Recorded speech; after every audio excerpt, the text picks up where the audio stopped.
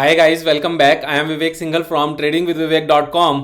और आज मैं बात करने वाला हूं यहां पर power finance corporation and REC limited के बारे में। काफी इंटरेस्टिंग फैक्ट्स हैं यहां पर और पूरी वीडियो को ध्यान से देखने की जरूरत है, क्योंकि मैं हमेशा कहता हूं कि वीडियो में सिर्फ और सिर्फ टारगेट्स नहीं देखने हैं, हमने वीडियो में यहां पर लर्निंग भी लेनी है कि रीजंस क्या हैं। रीजन समझना सबसे ज्यादा इंपॉर्टेंट है। मैं हमेशा कहता हूं कि या तो यहां पर यूट्यूब पर देखकर अपने सारे नोट्स बनाओ, यहां से लर्न करो, अदरवाइज जो मेरे प्राइवेट पर्सनलाइज क्लासेस चलती हैं वहां पर लर्न करो।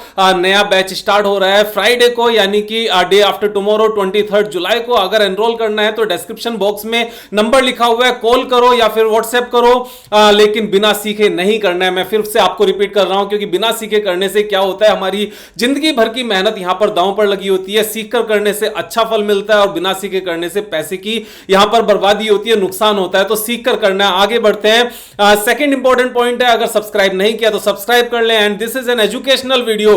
तो यहां पर मेरी किसी भी तरह की आपको रिकमेंडेशन नहीं है बाय या सेल करने की। जो भी आपने परचेजिंग या सेलिंग करनी है वो अपने डिसीजन के हिसाब से करनी है। मैं अपने हिसाब से डिसाइड करूंगा, आप अपने हिसाब से डिसाइड करेंगे, लेकिन सीख लो, चाहे यहां पर चाहे पर्सनलाइज क्लासेस में। तो आप आगे बढ़ते हैं यहां पर। और आगे बढ़ते हुए यहां पर जब हम आरईसी एंड पीएफसी की बात करते हैं, तो एक टाइम ऐसा था जब PFC and REC market darling हुआ करती थी और दोनों को एक तरह से कपल माना जाता था। दोनों एक ही साथ में ऊपर जाते थे, एक ही साथ में नीचे जाते थे, क्योंकि दोनों का बिजनेस यहां पर सेम है। तो अगर पावर फाइनेंस कॉर्पोरेशन की एक बार बात करते हैं और आरईसी की बात करते हैं, एक बार आरईसी के बारे में देखते हैं। यहां पर बुक वैल्यू 222 है एंड करंट प्राइस इज 151।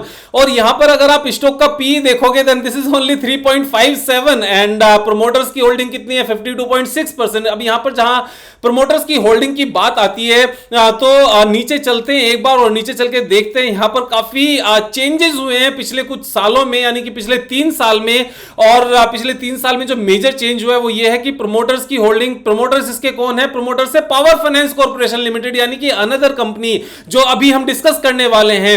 यानी कि आरईसी का ओनर कौन है, पावर फाइनेंस कॉर्पोरेशन 52.63% होल्डिंग के साथ। उसके बाद में इससे पहले प्रेसिडेंट ऑफ इंडिया यानी कि सरकारी कंपनी थी, लेकिन यहां से शिफ्ट हो गई इसकी ओनरशिप पावर फाइनेंस कॉर्पोरेशन के पास। और एफआईआईज का जो यहां पर स्टेक 21.66% था वो इंक्रीज होते होते 26% प्लस हो गया। और जो डीआईआईज का यहां पर स्टेक 10% हुआ करता था वो 12.51% हो गया। तो यानी कि यहां पर एफआईआईज ने भी अपनी होल्डिंग यहां पर इंक्रीज कर ली है, डीआईआईज ने भी अपनी होल्डिंग इंक्रीज कर ली है। और सरकारी कंपनी मींस जो डायरेक्ट गवर्नमेंट के कंट्रोल में थी, अब वो पीएसयू के कंट्रोल में, यानी कि इसकी जो ओनर है वो दूसरी एक सरकारी कंपनी है जिसकी शेयर होल्डिंग यहां पर कम हुई है। तो यहां पर FIIs and DIIs are more aggressive now. और पब्लिक के पास जो पहले 10% हुआ करता था वो कम होकर 8.71% हो गया है। ये तो यहां पर ये एक पॉजिटिव डेवलपमेंट हो गई। साथ में अगर हम यहां पर एक बार प्रॉफिट एंड लॉस स्टेटमेंट की बात करें तो प्रॉफिट एंड लॉस स्टेटमेंट में हम देखते हैं कि कंसिस्टेंट इस कंपनी की रेवेन्यू में ग्रोथ हुई है। पिछले 2-3 साल यहां पर ऐसे गए जो एनपीएस का टाइम था, उस टाइम पर इसकी रेवेन्यू थोड़ी सी कम हुई, लेकिन वापस से सीधा बाउंस बैक आया। And currently the revenue is 35,000 crore which is the highest ever. और हाईएस्ट एवर रेवेन्यू के साथ में अगर हम यहां पर नेट प्रॉफिट की बात करें तो एक साल का जो लेटेस्ट 1 ईयर का जो नेट प्रॉफिट है दैट इज 8,378 करोड़। तो ये 8,000 करोड़ 8,300 करोड़ यहां पर नेट प्रॉफिट होना, उससे पहले इतना नेट प्रॉफिट कभी नहीं था। तो हाईएस्ट एवर नेट प्रॉफिट है, हाईएस्ट एवर सेल्स है। क्वार्टरली रिजल्ट्स की बात करें तो लेटेस्ट 2 क्वार्टर्स की जो सेल्स है वो हाईएस्ट एवर है, और जो लेटेस्ट 2 क्वार्टर्स का नेट प्रॉफिट है that is also highest ever. अब एक चीज समझने की यहां पर जरूरत है कि एक पर्टिकुलर कंपनी जिसमें डीआईआईज ने स्टेक बढ़ाया है, एफआईआईज ने स्टेक बढ़ाया है, और यहां पर जो नेट प्रॉफिट है वो हाईएस्ट एवर है, रेवेन्यू हाईएस्ट एवर है, क्वार्टरली बेसिस पर भी, प्रॉफिट एंड लॉस स्टेटमेंट के बेस पर भी। और कंपनी कितने के पीई पर ट्रेड कर रही है, 3.57 के पीई पे, दैट्स इट। यानी कि 30,000 करोड़ की ये पूरी कंपनी है। 30,000 करोड़ में 8,378 करोड़, तो मतलब एक साल में नेट प्रॉफिट आ जाता है। तो यहां पर इस चीज को बहुत ध्यान से समझने की जरूरत है। इतने लो वैल्यूएशन पर हाईएस्ट एवर नेट प्रॉफिट कमाकर देने वाली कंपनी जल्दी से नहीं मिलती है। तो यहां पर ये चीजें ही तो समझने की होती हैं, एक्चुअल में यही चीजें सीखने की होती हैं। और इसके साथ में अगर हम एक और यहां पर डेटा देखें, प्लेजिंग परसेंटेज 0 है। अगर हम डेट इक्विटी रेशियो की बात करें तो ये एनबीएफसी है, एनबीएफसी के केस में हम डेट इक्विटी रेशियो में नहीं जाते हैं। अब इसके साथ में हम यहां पर पावर फाइनेंस कॉर्पोरेशन की बात करते हैं। पावर फाइनेंस कॉर्पोरेशन के जब हम डेटा पर जाते हैं तो यहां पर बुक वैल्यू 230 है, करंट प्राइस इज 128, यानी कि 100 रुपीज का तो यहीं पर सीधा सीधा गैप है।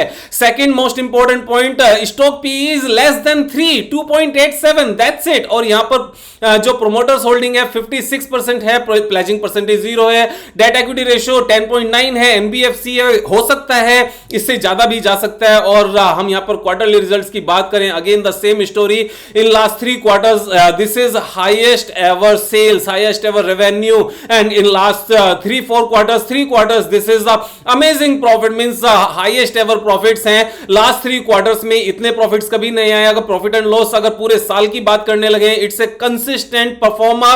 और पिछले एक साल में 71,000 करोड़ का यहां पर इन्होंने सेल किया है, रेवेन्यू है। और नेट प्रॉफिट कितना है 11,748 करोड़, 11,748 करोड़ एक साल का प्रॉफिट है। एंड पूरी कंपनी कितनी की है 33,000 करोड़ की है। साथ में जो एक और इंपॉर्टेंट पॉइंट है यहां पर, this company is REC is 30,000 crore की इसकी मार्केट कैप है, लेकिन अपना पैसा कितना है, अपना पैसा बैलेंस शीट में यहां से पता चलता है कि 2,000 करोड़ ये हो गया, 42,000 करोड़ ये, 44,000 करोड़ यहां पर अपना पैसा है। तो 42,000 करोड़ अपने पैसे पे अभी इसमें पावर फाइनेंस कॉर्पोरेशन की हिस्सेदारी कितनी है, जो यहां पर साफ साफ लिखा हुआ है, दैट इज 52.63%। तो यहां पर 26,000 करोड़, यानी कि not 26,000 crore, so 42,000 crore into 52.6, 44,000 crore इसका जो अपना पैसा है यहां पर मल्टीप्लाई बाय 52.63%, यानी कि 23,000 करोड़ की यहां पर